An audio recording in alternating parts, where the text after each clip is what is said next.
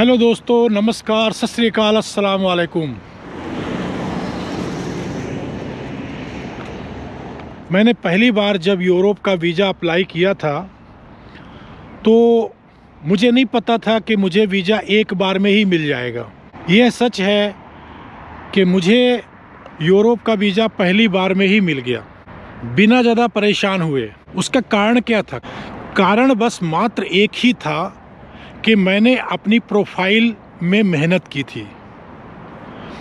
मैंने लोगों को देखा था कि लोग वीज़ा अप्लाई करते हैं और रिजेक्ट हो जाता है, ख़ास करके यूरोप का वीज़ा, अमेरिका का वीज़ा, कनाडा का वीज़ा। तो मैंने इस बारे में सोचा। पहले मैं सोचता नहीं था, लेकिन जब मेरे एक मित्र ने, जो कि जर्मनी रहते थे उस समय, अभी भी वो वहाँ रहते हैं, वहाँ के सिटीज़न हैं, लेकिन जब उन महाशय ने मुझे बोला कि आप यूरोप आ जाओ, पहले मैंने उन्हें इनकार किया था, लेकिन बार बार उनके कहने पे मैंने वीज़ा अप्लाई करने के लिए सोचा। हालांकि उन्होंने स्पष्ट रूप से मुझे मना कर दिया कि मैं आपकी कोई हेल्प नहीं कर सकता हूं तब तक जब तक आप यूरोप नहीं आ जाते हैं। जब आप यूरोप आ जाएंगे तो फिर मैं आपकी हेल्प करूंगा। यहाँ नौकरी दिलाने में, बिजनेस सेटअप में जो भी मदद होगी मैं करूंगा, आपको रेजिडेंसी दिलवा दूंगा, सारा कुछ कर दूंगा।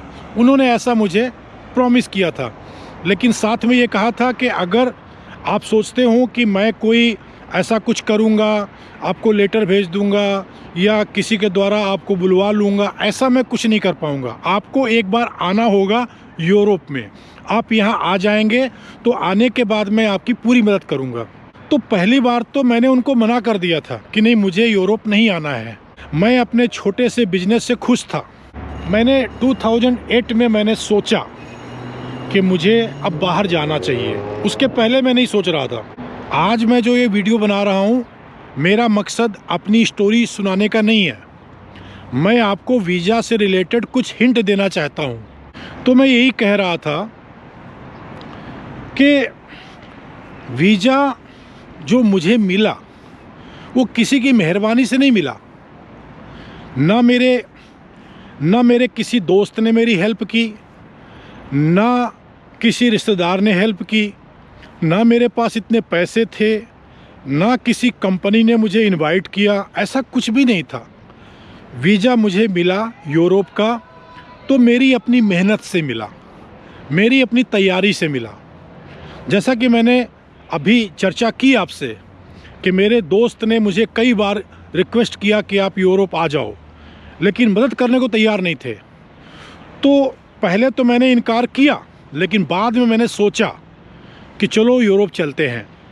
तो यूरोप जाने के लिए मुझे क्या करना चाहिए, ये मैंने सोचना शुरू किया। एक्चुअली मेरी पहले से आदत थी कि मैं, अगर मुझे कोई रास्ता चुनना है, किसी रास्ते से सफ़र तय करना है, तो उस रास्ते के बारे में थोड़ी बहुत इन्फॉर्मेशन मैं कलेक्ट करता था अपने सोर्सेस से। तो मैंने वही करना शुरू किया यूरोप के बारे में कि अगर मुझे यूरोप जाना है और मेरा कोई दोस्त नहीं है, मेरा कोई रिश्तेदार नहीं है, तो मुझे क्या करना चाहिए। तो मैंने बहुत सारी इन्फॉर्मेशन कलेक्ट की और मैं ये समझ गया कि किसी दोस्त की ज़रूरत नहीं है, किसी रिश्तेदार की ज़रूरत नहीं है, ना ही ज़रूरत है बहुत बढ़िया प्रोफाइल की। यानी आपकी प्रोफाइल ऐसी हो कि 4-5 लाख की इनकम हो, आपके अकाउंट में 8, 10, 15, 20 लाख पड़ा हुआ हो, ऐसी भी ज़रूरत नहीं है। मैंने कई अलग अलग कंट्रीज़ की एम्बेसी की वेबसाइट को मैंने विज़िट किया। उन वेबसाइट में मैंने सारी इन्फॉर्मेशन देखी और मैंने ये जाना कि यूरोप के किसी भी मुल्क में अगर जाना है तो सिंपल सी बात है कि जिस कंट्री में आपको जाना है वो कंट्री ये कंफर्म करना चाहती है कि इंडिया में आप जॉबलेस नहीं है, जॉबलेस या बिजनेसलेस ऐसे नहीं है। इंडिया में आपकी कोई ना कोई जॉब है या आपका खुद का बिजनेस है, आप इतने पैसे कमा लेते हैं कि आप अपना परिवार चलाते हैं और आपको कोई दिक्कत का सामना नहीं करना पड़ता है। ये लगभग हर एक कंट्री की रिक्वायरमेंट होती है कि आप अनएम्प्लॉयड ना हो, या तो आपका बिजनेस हो या तो आपकी जॉब हो। पहली चीज़ तो मैंने ये समझ लिया। दूसरी बात मैंने ये समझ ली कि कोई भी कंट्री ये नहीं चाहता है कि आप उनको 10, 15, 20 लाख का मनी शो करो। कोई भी कंट्री, चाहे यूरोपियन कंट्री हो, अमेरिका हो, कनाडा हो, ऑस्ट्रेलिया हो, कोई नहीं चाहता है। बस वो ये चाहते हैं, इस बात से श्योर होना चाहते हैं कि आपके पास में एक रेगुलर इनकम है। रेगुलर इनकम है यानी हर महीने आपके खाते में कम से कम 50-60 हज़ार रुपये आते हों। देखो, मैं ये अमाउंट क्यों मैंने समझा और जाना और मैंने सोचा या आप लोगों को बोल रहा हूँ, उसका रीज़न यही है कि भाई अगर कोई छोटी इनकम वाला है तो वो आसपास के अपने शहरों में जाएगा। थोड़ी ज़्यादा इनकम है तो वो दूसरे स्टेट्स में जाएगा, केरला जाएगा, कर्नाटका जाएगा, हिमालय जाएगा, जम्मू कश्मीर, हिमाचल, उत्तरांचल, ऐसे कहीं घूमने जाएगा। उससे ज़्यादा इनकम होगी तो वो जाएगा, नेपाल चला जाएगा, भूटान चला जाएगा, पास में थाईलैंड है वहाँ चला जाएगा। लेकिन अगर कोई यूरोप जाना चाहता है या अमेरिका जाना चाहता है तो सीधी सी बात है कि आपके पास में कुछ ज़्यादा इनकम होनी चाहिए। यानी आपकी इनकम कम से कम 50-60 हज़ार रुपया महीने की होनी चाहिए। और 50-60 हज़ार की अगर आपकी इनकम है तो आपके खर्चे भी होंगे ना। आप फैमिली में खर्च करते होंगे, खुद पे खर्च करते होंगे, रेंट देते होंगे, अगर आपका खुद का भी मकान है तो भी बहुत सारे खर्चे होते हैं। तो कम से कम आपकी जो बचत है वो 20-25 हज़ार रुपये की होनी चाहिए, वो दिखनी चाहिए। अगर 50-60 हज़ार की भी इनकम है, केवल इतनी इनकम है, अगर इससे कम इनकम है तो आप भूल जाएं। आप यूरोप को भूल जाएं, अमेरिका, कनाडा सब भूल जाएं। अगर 50 हज़ार से कम की इनकम है तो आप Thailand, Singapore, Malaysia, Indonesia, Hong Kong, Macau, China, ये सारे कंट्रीज या रसिया चले जाएं आप। उसके आसपास में बहुत सारे कजाकिस्तान, तुर्कमेनिस्तान, बहुत सारे कंट्रीज हैं, वहाँ चले जाएं। लेकिन अगर आप यूरोपियन कंट्री आना चाहते हैं या अमेरिका, कनाडा, ऑस्ट्रेलिया, यहाँ कहीं भी जाना चाहते हैं तो आपकी इनकम में से कुछ बचत होनी चाहिए। और इतनी बचत होनी चाहिए कि कम से कम $250-300 की बचत आपकी हर महीने की होनी चाहिए। अब वो बचत आपकी दिखेगी कैसे? सपोज अगर 60 हज़ार रुपये महीने की इनकम है, अगर आप शो करते हैं कि 60 हज़ार की इनकम है तो 60 हज़ार में आप 50 हज़ार अगर खर्च कर देंगे तो केवल 10 हज़ार बचेगा। तो 10 हज़ार बचाने वाला 1 साल मेहनत करेगा तब भी वो यूरोप की तैयारी नहीं कर पाएगा। तो अगर आपकी इनकम 60 हज़ार महीने की है तो आपके जो खर्चे हैं ना वो 30 हज़ार 35 हज़ार में निपट जाने चाहिए। 25-30 हज़ार रुपये आपके बचने चाहिए। वो लगातार हर महीने बचने चाहिए, वो दिखने चाहिए। ऐसा नहीं है कि आपने प्रोफाइल दिखाने के चक्कर में डायरेक्ट 5 लाख डाल दिया और उसके बाद में फिर निकाल लिया, फिर डाल दिया, ऐसा नहीं है। कोई भी कंट्री की एम्बेसी या कोई भी बैंक अगर लोन भी देता है तो भी वो एक ही जो उनका नज़रिया है या जो उनका प्रोसेस का सिस्टम है वो एक जैसा ही है। तो वो आपकी पिछले 6 महीने की बैंक स्टेटमेंट चेक करते हैं। तो पिछले 6 महीने की जो बैंक स्टेटमेंट देखते हैं तो उसमें आपकी लगातार पिछले 6 महीने रेगुलर इनकम होनी चाहिए और बचत भी होनी चाहिए। अगर आप पिछले 6 महीने से अगर आप बचत कर रहे हैं 30 हज़ार हर महीने तो कितने हो गया? 36-18, 1,80,000 हो गया। तो आप जा सकते हैं। तो मैंने भी इन सब बातों को बड़े अच्छे तरीके से गौर किया था। मैंने जाना था किसी भी कंट्री की ये रिक्वायरमेंट नहीं है कि आपकी जो नौकरी है उसमें से 2 लाख 3 लाख की सैलरी होगी, आपका बिजनेस है उसमें 2-3 लाख का अगर इनकम है तो ही आपको वीज़ा मिलेगा। ऐसा बिल्कुल नहीं है। बस केवल वो ये श्योर होना चाहते हैं कि आप भूखे नंगे नहीं हैं। आप इतने पैसे कमा लेते हैं कि आप अपना खर्च निकाल लेते हैं, अपनी फैमिली की रिक्वायरमेंट पूरी कर लेते हैं और उसके बाद में कुछ पैसे बचा भी लेते हैं। तो अगर आपकी ऐसी बचत साबित कर रही है पिछले 6 महीने के ट्रैक रिकॉर्ड से तो आपको वीज़ा मिल जाएगा। तो ऐसे कई बुनियादी जो पॉइंट्स थे मैंने नोट किए कि क्या क्या चाहिए। फिर मैंने ये नोट किया कि कोई भी कंट्री की एम्बेसी है वो ये देखती है कि आपकी जॉब जो है तो किस कंपनी में है, वो कंपनी का बैकग्राउंड क्या है और समय पे आपको सैलरी मिलती है कि नहीं मिलती है। फिर वो आपका आपके बारे में जो कैरेक्टर लेटर देगी वो कंपनी, वो भी चाहिए होगा। हालांकि रिक्वायरमेंट नहीं भी होती है, लेकिन फिर भी ये लेके चले कि चाहिए होगा। फिर अगर आप कोई बिजनेस करते हैं तो बिजनेस का प्रूफ चाहिए, बिजनेस के अकाउंट स्टेटमेंट चाहिए, ट्रांजैक्शंस के कुछ रिकॉर्ड्स चाहिए, इनकम टैक्स रिटर्न चाहिए, जैसे गुमास्ता लाइसेंस है या एक्सपोर्ट इंपोर्ट लाइसेंस है, ऐसे कुछ ना कुछ डॉक्यूमेंट्स चाहिए। अगर आपकी नौकरी है तो नौकरी से रिलेटेड भी आपका रिकॉर्ड चाहिए, जैसे सैलरी स्लिप चाहिए। फिर फॉर्म 60 आप भरते हैं, तो अगर आपकी कोई नौकरी है, फॉर्म 60 भरते हैं तो उसका भी पूरा रिकॉर्ड चाहिए पिछले 3 सालों का। तो ये सारी चीज़ों को मैंने अच्छी तरह से अध्ययन किया, और अध्ययन करने के बाद में मैंने तैयारी तो क्या करनी थी, तैयारी तो मेरी थी, क्योंकि मैं बिजनेस कर रहा था। बेशक छोटा मेरा बिजनेस था, लेकिन बिजनेस कर रहा था। मेरी आईटी रिटर्न भी जा रही थी, मेरे पास में जो है तो एक्सपोर्ट इंपोर्ट का लाइसेंस भी था, मेरे पास गुमास्ता लाइसेंस भी था। गुमास्ता लाइसेंस का मतलब होता है कोई भी दुकान जब उसकी स्थापना करते हैं तो वो आपको नगर पालिका से एक सर्टिफिकेट मिलता है, तो वो जो सर्टिफिकेट मिलता है वही गुमास्ता लाइसेंस होता है। तो ये सारी चीज़ें मेरे पास पहले से मौजूद थी, तो मुझे इनके बारे में कोई फ़िक्र नहीं करनी थी, कोई तैयारी नहीं करनी थी। मुझे कोई सीए के पास चक्कर नहीं लगाना था कि सीए को जाके रिक्वेस्ट करूं कि मुझे बैक डेट की आईटी बना दो, रिटर्न बना दो। मैं ऑलरेडी पहले से ही भर रहा था, तो मेरे पास सब कुछ था। कुछ तैयारी करनी थी मुझे, और वो तैयारी मैंने करनी शुरू कर दी। वो तैयारी क्या कि मेरे पास में किसी भी कंट्री जाने का, विजिट करने का कोई रिकॉर्ड नहीं था। तो मैंने सोचा कि अगर मुझे यूरोप जाना है या अमेरिका जाना है, कनाडा जाना है, तो मैं अपने पासपोर्ट में कुछ कंट्रीज का वीज़ा लगवा लूं और विजिट कर लूं। Track record, travel track record ये मैं बना लूं, ये मैंने सोचा। तो मैंने वही किया।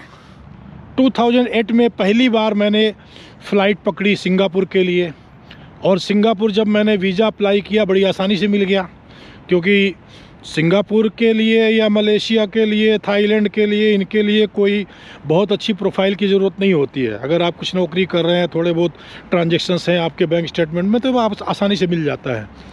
तो सिंगापुर और मलेशिया 2 कंट्री का वीज़ा मैंने एक साथ अप्लाई कर दिया था, और बड़ी आसानी से मिल गया। तो सिंगापुर का वीज़ा मिला तो मैंने यहाँ पर चालाकी बरती। हालांकि आप कहेंगे कि भाई आपको ये सारी सलाह कौन दे रहा था, कोई नहीं दे रहा था। मैं खुद सोच रहा था कि मुझे क्या करना है, मेरा खुद अपना दिमाग चल रहा था। तो मैंने सिंगापुर जाने के लिए मैंने सोचा कोई ऐसी फ़्लाइट पकड़ूँ मैं जिससे कि सिंगापुर जाने से पहले किसी और कंट्री में भी एंट्री हो जाए। क्योंकि मैं अक्सर क्या बचपन से ही न्यूज़ पढ़ता रहता था, टीवी में न्यूज़ देखना, फिर बहुत अलग अलग टाइप की मैगज़ीन पढ़ना जिसमें डिफरेंट टाइप का नॉलेज है, फिर अलग अलग कंट्रीज़ के बारे में जानना, वहाँ के भूगोल के बारे में, वहाँ की हिस्ट्री के बारे में, वहाँ की कल्चर के बारे में, वहाँ के रिलीजन के बारे में, वहाँ की यात्रा से रिलेटेड जो इन्फॉर्मेशन, ये सब पढ़ने का शौक़ मुझे बचपन से ही था। तो इसी से मैंने खुद ही डिसाइड किया कि मैं ऐसी कोई फ़्लाइट पकड़ूंगा जो कि पहले मुझे कोई और कंट्री लेके जाए। तो मैंने चुना श्रीलंकन एयरलाइन को। तो श्रीलंकन एयरलाइन से मैंने टिकट ली। तो श्रीलंकन एयरलाइन ने मुझे जो फ़्लाइट दी वो पहले कोलंबो ले गई। कोलंबो में एक नाइट मैं वहाँ रुका, मेरा वहाँ एयरपोर्ट में वीज़ा लग गया। उसके बाद में दूसरी मेरी एंट्री हुई मलेशिया, कोलालमपुर में। कोलालमपुर में मैं रुका, एक दिन वहाँ रुका, और उसके बाद फिर वहाँ से अगले दिन फ़्लाइट पकड़ी और मैं आ गया सिंगापुर। तो इस तरीके से उसके बाद तो फिर मैं कई कंट्री गया। सिंगापुर जब गए, सब सिंगापुर आप जाते हैं तो पास में इंडोनेशिया है, इंडोनेशिया का ही पास में बॉटम फील्ड है, तो आप बॉटम फील्ड चले जाएं आप। और वहाँ जाने के लिए एक छोटा सा शिप, यानी स्टीमर कहें या छोटा शिप कहें, उससे आप जा सकते हैं कम पैसों में। वहाँ जा कर के एक रात गुजारें, वापस आ जाएं, आपका वीज़ा भी लग जाएगा, एंट्री भी हो जाएगी। और अगर आप पहली बार में अगर मलेशिया नहीं गए हैं, इंडिया सीधा सिंगापुर आ गए हैं, तो आप सिंगापुर से बाई बस चले जाएं आप, या बाई ट्रेन चले जाएं कोलालमपुर मलेशिया, और वहाँ घूम के आ जाएं आप। इसी तरीके से वहाँ से आप फ़्लाइट या ट्रेन पकड़ सकते हैं बैंकॉक के लिए। फिर आगे आप बैंकॉक से बस के द्वारा आप जो है तो अगल बगल में कई कंट्रीज़ है, जैसे कंबोडिया है, वियतनाम है, लाओस है, इन सब को घूम लें, हांगकांग चले जाएं, मकाऊ चले जाएं। तो मैंने यही सब किया, इन सब कंट्रीज में मैंने ट्रैवल किया। और ट्रैवल भी कैसे किया? इसी तरह से, यानी बस ट्रेन। केवल मैंने जो फ़्लाइट पकड़ी वो पकड़ी मैंने जो है हांगकांग के लिए।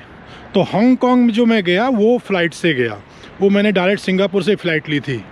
और उसके बाद में हांगकांग से जो मकाऊ गया था, तो मकाऊ के लिए भी मैंने वहाँ पर स्टीमर के द्वारा गया था। बाकी की जो जितनी भी यात्रा थी, चाहे वो लाओस, कैम्बोडिया, वियतनाम, ये सारी मैंने ट्रेन के द्वारा मैंने बस के द्वारा की सारी। और ट्रेन से मैं दोबारा वहाँ कोलालमपुर गया, मतलब सिंगापुर से एक बार और गया, फिर से गया, तो वो मैं बाई ट्रेन गया। तो इस तरीके से मैंने कई सारे कंट्रीज़ के वीज़ा लगवा लिए। तो इस तरीके से मैंने अपनी प्रोफाइल को मजबूत कर ली।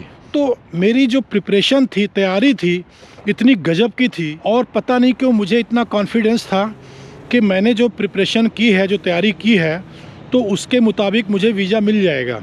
और इसके अलावा जो सबसे बड़ी बात थी वो क्या थी कि 8-9 कंट्री का मेरे पास में ट्रैवल ट्रैक रिकॉर्ड था और प्रोफाइल में कोई कमी नहीं थी। तो ये सब कारणों से जो है तो मैंने वीज़ा अप्लाई किया और मुझे वीज़ा मिल गया। आज के वीडियो में जो मैं इतनी सारी स्टोरी सुना रहा हूँ, उसका कारण क्या है? उसका कारण यही है कि आप जो है तो ये जो प्रयास करते हैं, एजेंटों के पास जाते हैं, पता नहीं क्या क्या करते हैं, उल्टा सीधा करते हैं, ये सब कुछ मत करें। आप केवल अपनी प्रोफाइल पे काम करें। अगर आपकी प्रोफाइल ओरिजिनल है, यानी सब कुछ सही है, जैसा आप देखो, हम जब गलत करते हैं तो उसका परिणाम हमें भोगना पड़ता है। गलत ना करें। चीज़ों को एकत्र करने में, चीज़ों को ऑर्गेनाइज करने में थोड़ा वक्त लगेगा, लेकिन वो सारी चीज़ें इतनी मजबूत होंगी क्योंकि वो रियल होंगी।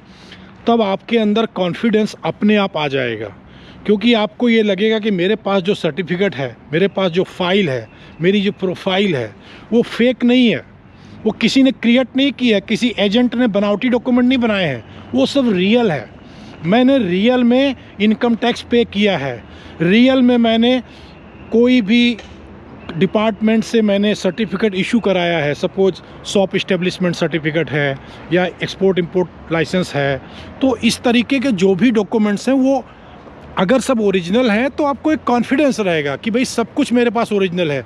आईटी रिटर्न किसी सीए ने अरेंज नहीं किया है, मैंने खुद ईमानदारी से इनकम ली है अपने बिजनेस के द्वारा या सैलरी के द्वारा। अगर सैलरी के द्वारा है तो कंपनी के द्वारा ही आपका, या खुद भी आप फॉर्म 60 के द्वारा आप पे करते ही हैं। तो कहने का मतलब जो भी है सब कुछ रियल है। तो सारी चीज़ें आप रियल अरेंज करें। और इसमें क्या टाइम कितना लगेगा? 6 मंथ लगेगा। कोई भी कंट्री आपसे 6 महीने से ऊपर की प्रोफाइल नहीं मांगता है, 6 महीने की बैंक स्टेटमेंट मांगता है। मेरा कहने का मतलब है कि जो भी आपसे वो मांगेंगे, चाहे वो बैंक से रिलेटेड डॉक्यूमेंट हो या कुछ और हो, वो पिछले 6 महीने का ही रिकॉर्ड आपसे मांगेंगे। तो 6 महीने में आप सब कुछ तैयार कर सकते हैं। लेकिन ये ध्यान रखिएगा कि जो टैक्स से रिलेटेड जो डॉक्यूमेंट हैं, जिसको बोलते हैं आईटी रिटर्न, तो आईटी रिटर्न 6 महीने में तैयार नहीं होती है। आईटी रिटर्न तो आपको 3 साल की चाहिए, और अभी तो लेट आप भर भी नहीं सकते हैं, पहले तो भर भी सकते थे, अभी तो आप 1 साल पहले की भर सकते हैं। तो अगर आपने आईटी रिटर्न वगैरह भरी हुई है लास्ट 2 ईयर्स की, तब आप तीसरे साल की भर करके और आगे अपना प्रोसेस आप चालू कर सकते हैं। लेकिन अगर आपके पास में आईटी रिटर्न नहीं है तो आप ये ना सोचें कि नहीं 1 साल की ये चल जाएगा, नहीं, आपकी 3 साल की आईटी रिटर्न चाहिए।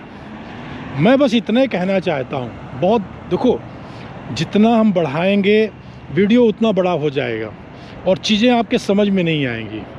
आप चाहें तो मेरे और वीडियोस देख सकते हैं, या कोई क्वेश्चन हो तो मुझे ईमेल भी कर सकते हैं, मैं आपको जवाब ज़रूर दूंगा। मैं बस इतना ही कहना चाहता हूँ कि जो लोग डरते हैं और एजेंटों के पास भागते हैं, उन्हें ना डरने की ज़रूरत है, ना एजेंटों के पास जाने की ज़रूरत है। खुद अपनी प्रोफाइल बनाने की ज़रूरत है। और आपकी प्रोफाइल, अगर आप रियल पर्सन हैं, आपके पास जॉब है या आप बिजनेस करते हैं, आपका बिजनेस है और आपकी इनकम लाख रुपए के आसपास की है, तो आपको कोई ज़रूरत नहीं किसी एजेंट की। और मैं कहता हूँ कि एजेंट की ज़रूरत तो है ही नहीं, चाहे आपकी प्रोफाइल हो या ना हो। अगर प्रोफाइल नहीं है तो एजेंट भी कुछ नहीं कर सकता है, और अगर प्रोफाइल है तो एजेंट की कोई ज़रूरत नहीं है। एजेंट के चक्कर में जाओगे तो एजेंट, बहुत सारे लोग मैंने देखा है 10-10 साल से पड़े हुए हैं जर्मनी में, इलीगल होके पड़े हुए हैं, पॉलिटिकल स्टे लेके पड़े हुए हैं, अभी तक उनको कार्ड नहीं मिला है, अभी तक उनकी रेजिडेंसी नहीं हुई है। और मैं तो यहाँ आया था बिजनेस वीज़ा पे, कॉन्फ्रेंस वीज़ा पे, और यहाँ कंपनी बनाया, तुरंत रेजिडेंसी ले ली। दोस्तों, वीडियो बनाते बनाते मेरे कैमरे की बैटरी डाउन हो गई थी और मुझे पता नहीं लगा, मैं बोलता चला गया। फिर अभी बैटरी चेंज करके फिर से बनाना शुरू किया हूँ।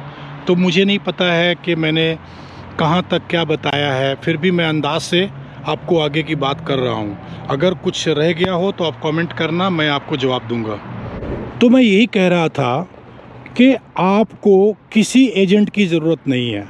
अगर आप सच्चे हैं, आपके पास में नौकरी है या आपका खुद का बिजनेस है, आपकी मंथली इनकम 1 लाख के आसपास है, आपको किसी भी एजेंट की ज़रूरत नहीं है, किसी रिश्तेदार की ज़रूरत नहीं है, किसी दोस्त की ज़रूरत नहीं है। यकीन माने आप बस अपनी प्रोफाइल को और मजबूत करें, और जो बुनियादी चीज़ें चाहिए आपकी प्रोफाइल के साथ में या प्रोफाइल के अंदर, उनको आप प्रिपेयर करें।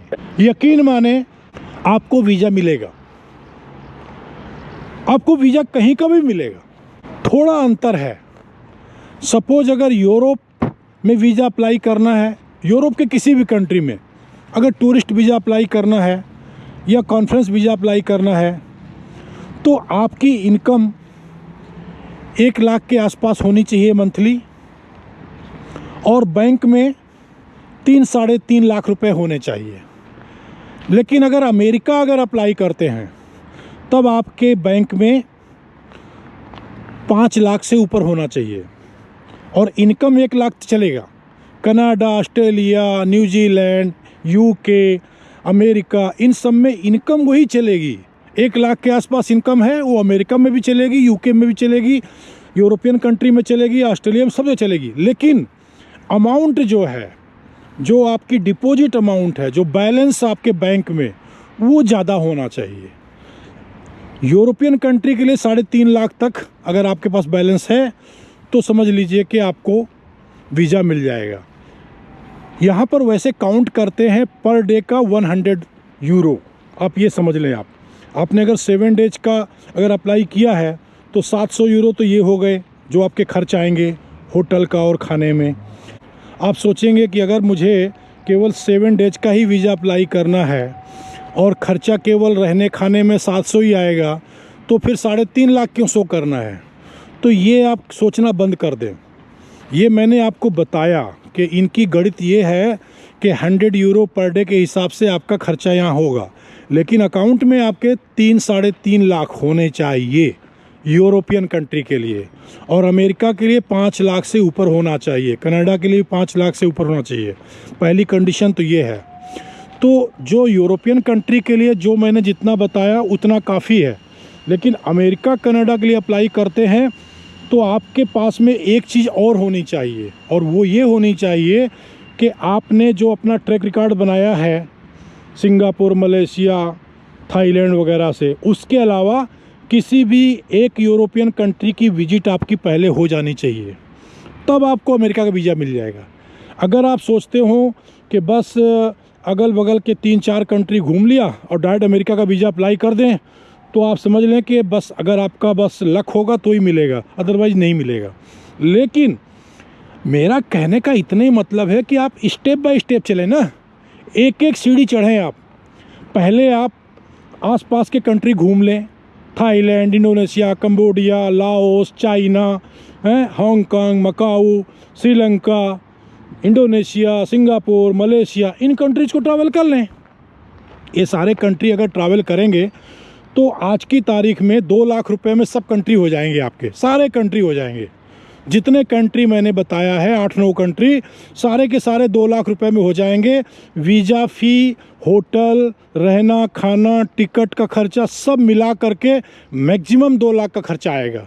जब मैंने किया था तो मैंने 70-80 हज़ार में कर लिया था।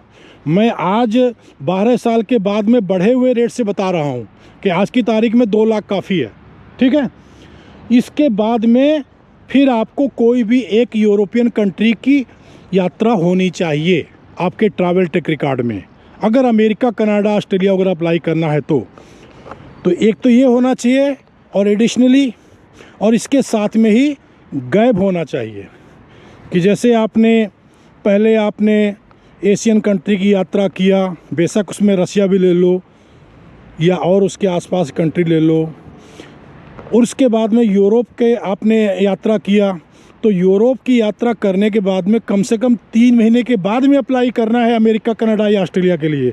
ऐसा नहीं कि आपने तुरंत सिंगापुर गए और बस तुरंत अप्लाई कर दिया यूरोप का, और यूरोप के से आए नहीं कि तुरंत अप्लाई कर दिया अमेरिका का। फिर आपका लग जाएगा कि आपका मकसद अलग है, कुछ प्लान ही अलग है आपका। तो थोड़ा धैर्य रख करके देखो, अगर किसी एजेंट को पकड़ेंगे, कोई भी एजेंट आपका 7-8 लाख 10 लाख आपसे ले लेगा, ठीक है, और आपको वो कहीं भी उल्टे सीधे डॉक्यूमेंट बना करके कहीं छोड़ देगा, आपको पहुंचा देगा, लेकिन वो डॉक्यूमेंट कौन से जमा कराएगा, नकली कोई डॉक्यूमेंट बना के, ऐसा मैंने सुना है। मैं नहीं जानता कि वो क्या करेगा, लेकिन ऐसा अक्सर होता आया है, मैंने बहुत लोगों से सुना है। बहुत सारी इन्फॉर्मेशन तो गूगल में पड़ी हुई है। तो मैंने ये जाना है कि ऐसा एजेंट लोग करते हैं कि नकली इनविटेशन मंगा लिया, नकली ये सारी चीज़ें, बहुत से लोग तो नकली वीज़ा लगवा देते हैं।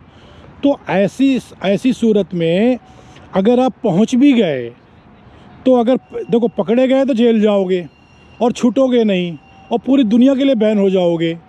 अगर आपके डॉक्यूमेंट नकली पाए गए या आपका वीज़ा नकली पाया गया तो पकड़े जाओगे, तो जीवन भर के लिए दुनिया के किसी कंट्री नहीं जा पाओगे, सब जगह के लिए बैन हो जाओगे और जेल में सड़ोगे वो अलग से। लेकिन अगर बाय द वे, अगर खुदा न खास्ता आप अगर यूरोप पहुंच भी गए या दुनिया के किसी भी मुल्क पहुंच गए एजेंट के द्वारा, किसी नकली एजेंट के द्वारा बनाए गए डॉक्यूमेंट्स के द्वारा अगर पहुंच भी गए, तो वहां जाके इलीगल हो जाओगे। आप वहां पॉलिटिकल स्टे लोगे, रिफ्यूजी बन करके रहोगे, क्या करोगे क्या नहीं करोगे, 10-5 साल अपने बिगाड़ोगे, ज़िंदगी ख़राब कर लोगे। तो ये सारा क्यों करने का? जो आप एजेंट को पैसे दोगे, जो टाइम बर्बाद करोगे, वही पैसे अपने प्रोफाइल में आप खर्च करो। प्रोफाइल मतलब जैसे कि 2-2.5 लाख में आपने पूरे एशियन कंट्री घूम लिया, उसके बाद यूरोपियन कंट्री गए आप तो लगभग 50-60 हज़ार या 80 हज़ार या 1 लाख के अंदर ये हो जाएगा। तो 3 लाख में तो आप सारी प्रोफाइल आपकी बन जाएगी। 3 लाख रुपया में ऐसी प्रोफाइल बन जाएगी कि अमेरिका का वीज़ा भी मिल जाएगा आपको। तो बहुत जितनी बात करेंगे उतना बड़ा वीडियो बनेगा। मैं नहीं चाहता हूं कि बहुत बड़ा वीडियो बने और आप भी देख देख के बोर हो जाएं, सुन के बोर हो जाएं, आपकी समझ में ना आए। बहुत मतलब कुछ भी मुश्किल नहीं है, बहुत आसान है। आप किसी भी एजेंट के झांसे में ना आएँ, ना आप कोई फ्रेंड की तलाश करें, ना कोई रिश्तेदार की तलाश करें। बल्कि एक बात कहूँ आपको शायद यकीन नहीं होगा, अगर आप डायरेक्ट वीज़ा अप्लाई करते हैं, टूरिस्ट वीज़ा, तो आपको आसानी से मिल जाएगा। लेकिन अगर कोई तलाशते हैं कि कोई दोस्त ऐसा मिल जाए जो मुझे बुला ले, तो वो केस डाउटफुल हो जाता है, वहाँ पर वेरिफिकेशंस कराए जाते हैं। ऐसे केस में तो आपको वीज़ा मिलता भी होगा तो भी शायद ना मिले। बहुत ही अच्छी प्रोफाइल होगी आपके दोस्त की या रिश्तेदार की, तो ही वीज़ा मिलेगा, नहीं तो नहीं मिलेगा। आपको मालूम होगा, कई बार आपको गुस्सा आता होगा कि आपका दोस्त रहता है लेकिन आपको बुलाता नहीं है, आपके रिश्तेदार रहते हैं अमेरिका में लेकिन आपको बुलाते नहीं हैं। तो वो इसलिए देखो 2 कारण होते हैं। एक तो कारण यही है कि अगला सच में आपको नहीं बुलाना चाहता है, लेकिन जो दूसरा कारण है और जो मेन कारण है, जो अक्सर सबके साथ होता है, वो ये होता है कि सामने वाले की ऐसी प्रोफाइल नहीं होती है, उसकी एक्स्ट्रा इनकम नहीं होती है, या कहीं ना कहीं वो खुद घपले कर रहा होता है, ठीक से टैक्स नहीं पे कर रहा होता है, ठीक से सैलरी नहीं ले रहा होता है, ठीक से इसकी इनकम नहीं होती है, तो कहीं ना कहीं खुद ही उसकी वहाँ प्रोफाइल ठीक नहीं होती है। और मान लो अगर ठीक से वो सैलरी भी ले रहा होता है तो उसकी एक्स्ट्रा इनकम नहीं होती है, उसकी बचत नहीं होती है। और अगर बचत नहीं है, कोई भी, चाहे वो यूरोप के किसी मुल्क में रहता हो आपके रिश्तेदार या फ्रेंड, या अमेरिका कनाडा में रहता हो, अगर वो जॉब कर रहा है या बिजनेस कर रहा है लेकिन उसकी कोई बचत नहीं है तो वो किसी को बुला नहीं सकता है। तो मैं यही कहूँगा कि आप किसी के चक्कर में ना पड़े, ना कोई फ्रेंड ढूंढें, ना कोई दोस्त ढूंढें, कुछ मत ढूंढें। आप अपनी प्रोफाइल पे काम करें, पेशेंस के साथ में इंतज़ार करें। 6 महीने, 8 महीने, साल भर में आपकी प्रोफाइल ऐसी बन जाएगी कि आप अप्लाई करोगे, आपका वीज़ा तुरंत लग जाएगा। यकीन माने, अगर यकीन मानेंगे और अपनी प्रोफाइल पे मेहनत करेंगे, प्रोफाइल बनाने के बाद में ट्रैक रिकॉर्ड बनाएंगे और फिर अप्लाई करेंगे, 101% आपको वीज़ा मिल जाएगा। ठीक है, थैंक यू, शुक्रिया, अल्लाह हाफिज़, खुदा हाफिज़, राम राम, जय हिंद, जय Bharat.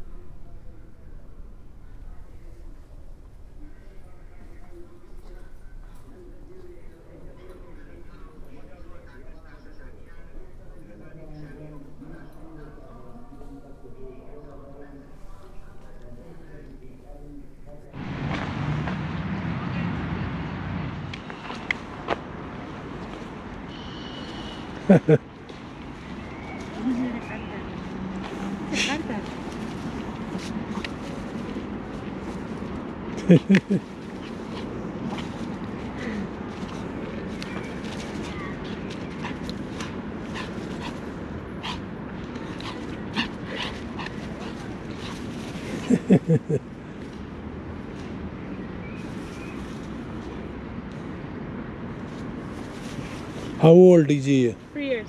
3 years. See, he's also 3 years. Woman? 3 years. 3 years. Yeah. Same age. Yeah, same age. It's slow to do. Mm-hmm. And this is also boy.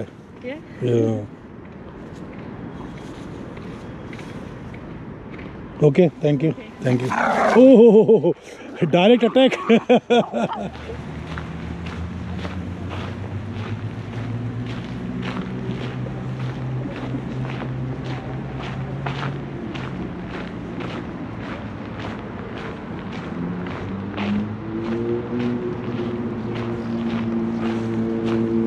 पहले ई स्कूटर यहाँ पर बहुत कम हुआ करते थे और अक्सर जो है तो मिलते थे तो ऐसी हालत में कि उनके अंदर चार्जिंग नहीं होती थी। पर अब आपको हर जगह स्कूटर मिल जाएंगे। ई स्कूटर्स की इतनी भरमार हो गई है, न केवल टालिन सिटी में बल्कि पूरे एस्टोनिया में। एस्टोनिया किसी भी टाउन में, कस्बे में, सिटी में जाएं, सब जगह आपको सब जगह आपको ई स्कूटर्स, सब जगह आपको बहुत सारे ई स्कूटर दिखाई देंगे।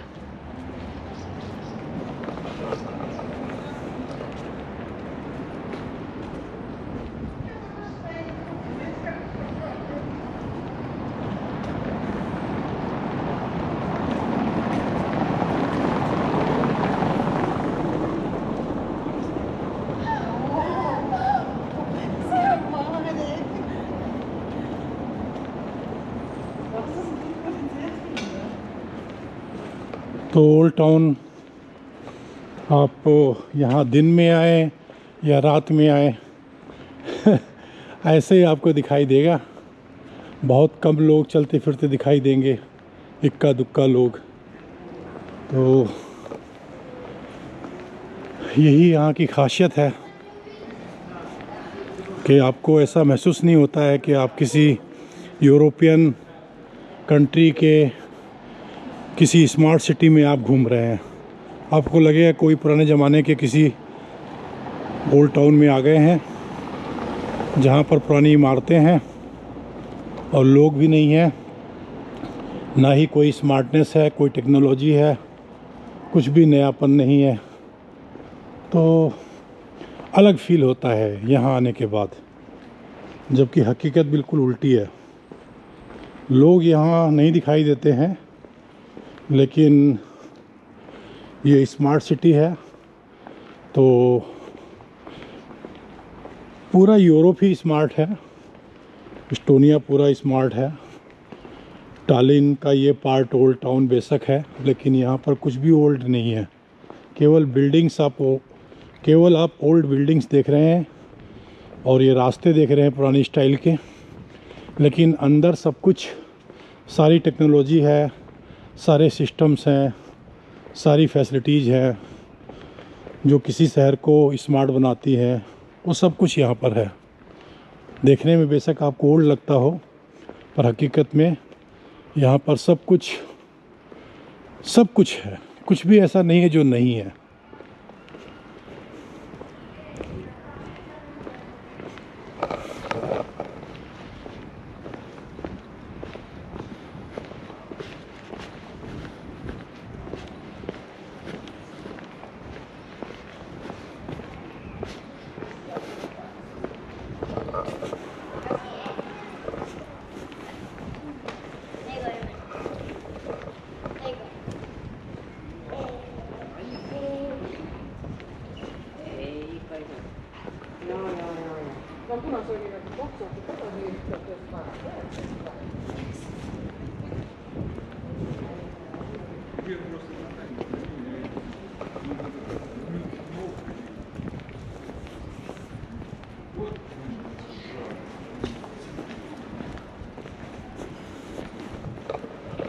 Сразу согреешься.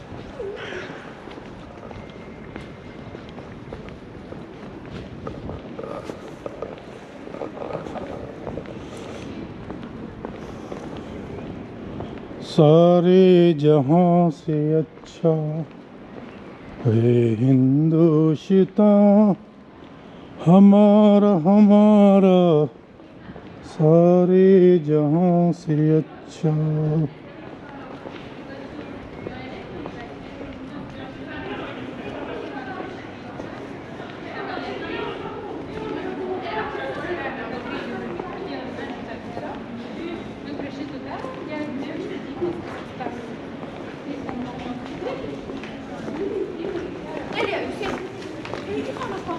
Jag står i malen.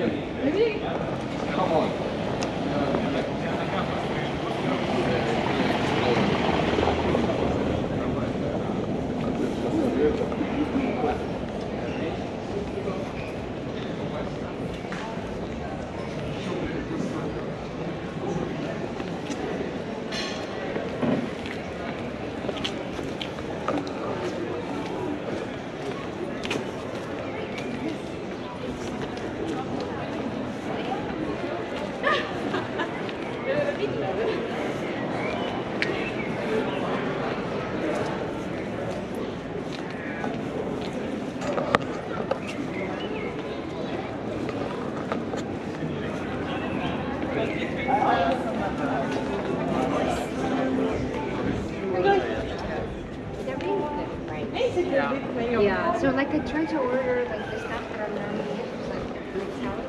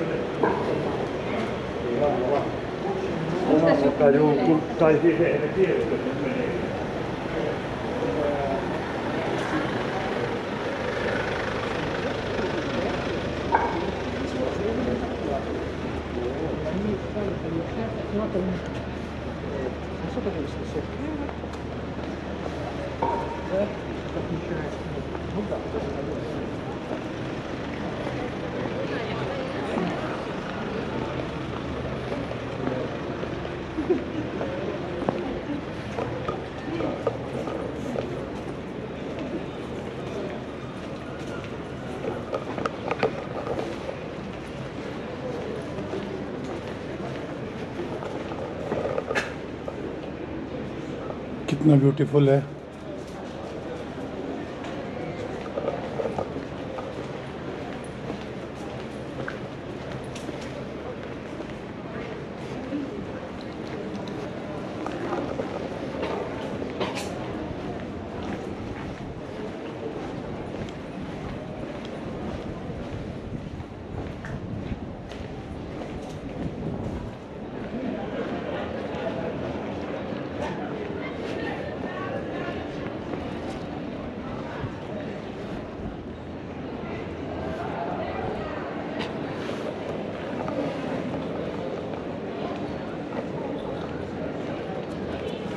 No no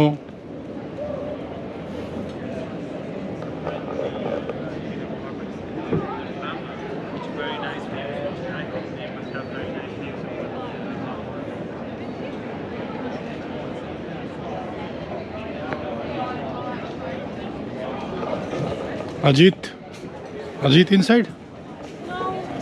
Today no?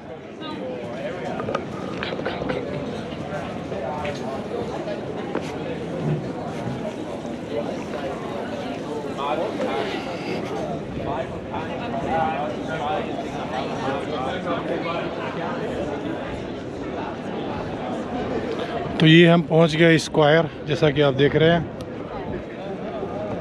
Square का नज़ारा कुछ ऐसा है। वो सामने जो इमारत दिखाई दे रही है, उसी इमारत में मर्डर हुआ था। 3-4 दिन पहले की बात है ना। एक वीडियो मैंने बनाया भी था, अगर आपने देखा है तो। हो गया, कभी कभी हो जाता है, कभी कभी अच्छी जगहों में भी क्राइम हो जाता है। तो कुछ दिन पहले इस सामने वाली इमारत में एक टूरिस्ट का मर्डर हो गया था। वो लोग पकड़ लिए गए जिन्होंने मर्डर किया था।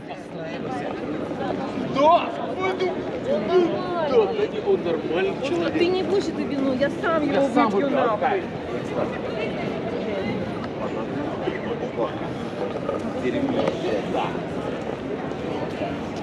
Сука, вино!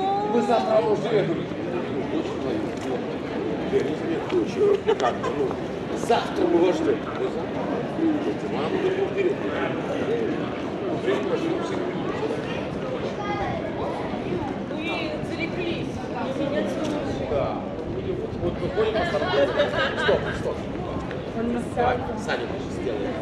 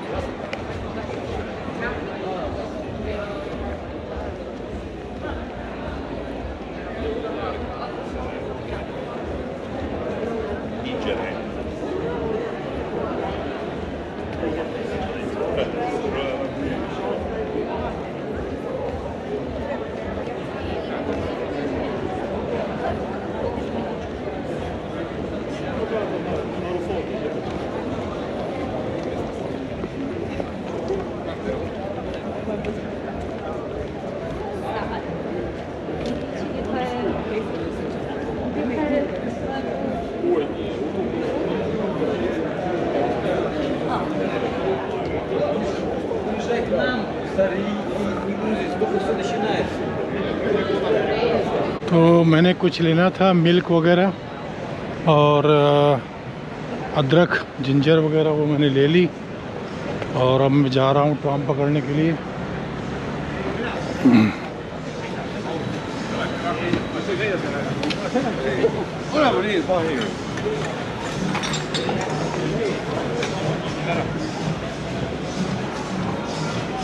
Ja,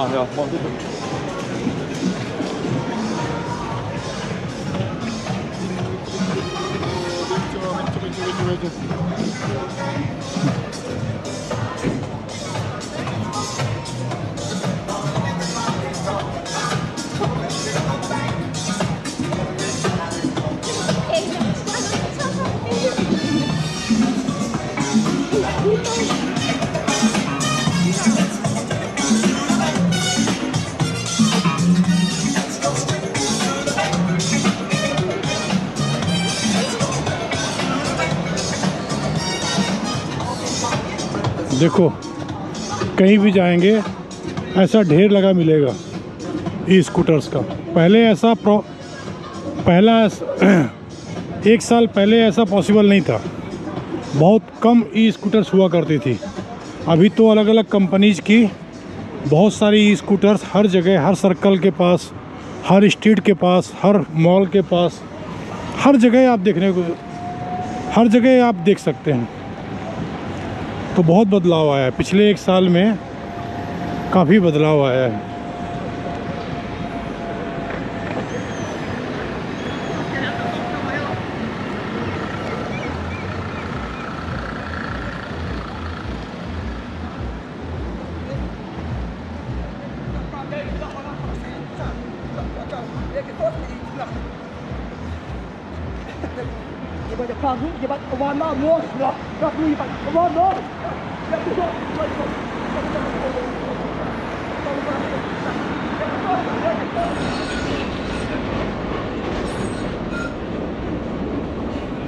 तो अभी ट्राम पकड़ लिया, जा रहा हूँ वापस अपने मुकाम में। तो थैंक यू, शुक्रिया, अल्लाह हाफिज़, खुदा हाफिज़, राम राम, जय हिंद, जय भारत, बाय बाय।